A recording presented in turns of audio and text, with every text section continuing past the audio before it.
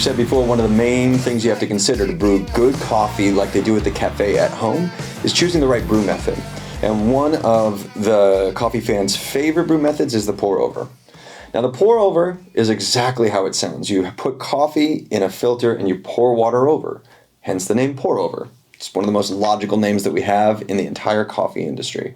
But the other thing you have to keep in mind is that this is just a manual way of doing what lots of coffee makers already do. Batch brewers are pour overs.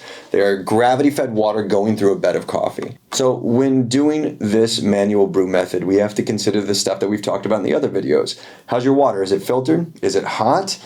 Is your coffee fresh? Have you stored it properly? Is it up to room temperature so it's not ice cold out of the freezer? How have you ground it? Did you grind it with a burr grinder or did you use a blade grinder? All of those things are going to add up to a good cup of coffee down there. You need to get that stuff taken care of before you even worry about your brew method. The pour over kit that we're using today is the Stag pour over kit from Fellow, and like the Kalita or the December brewer, it utilizes flow restriction. There's pour over devices out there like the Hario V60 or the Chemex that have a completely open bottom that allows the coffee to be able to flow through just the filter and the coffee. Whereas flow restriction means that it's got a couple of holes down here at the bottom that slows down the water flow through the device and through the bed of coffee. It just makes it a little bit more of a customer-friendly experience by taking that variable out.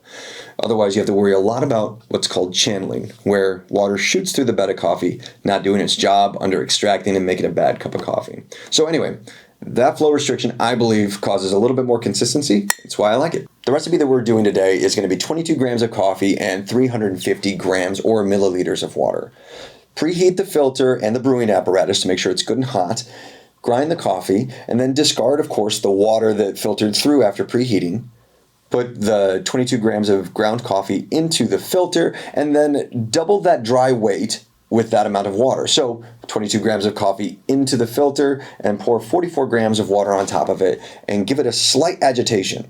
This whole section is called the bloom. This is getting everything started and getting the gases to release.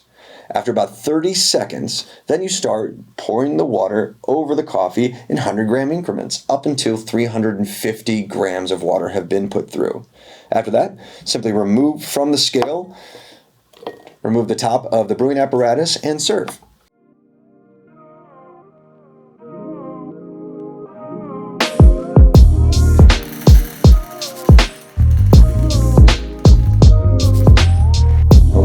Again, it gives like a little bit of a cheat sheet of a suggested pour over section over here.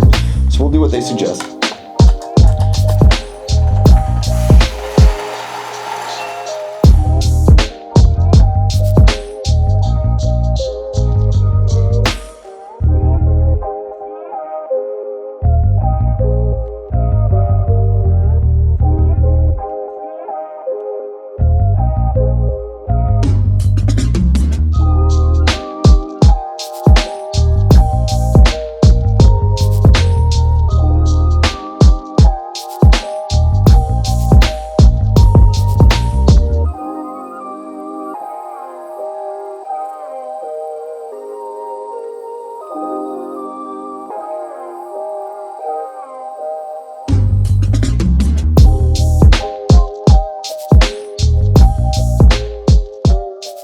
So the whole point of this recipe and what we just talked about is consistency. We want to make sure that the cups that you're making are the same time after time after time.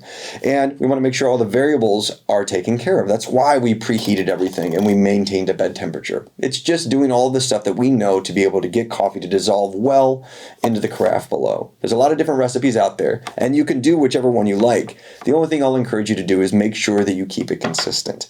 Because consistency is the number one way for you to be able to start dialing in coffee to taste really great at home, just like we do when we dial in at the cafe.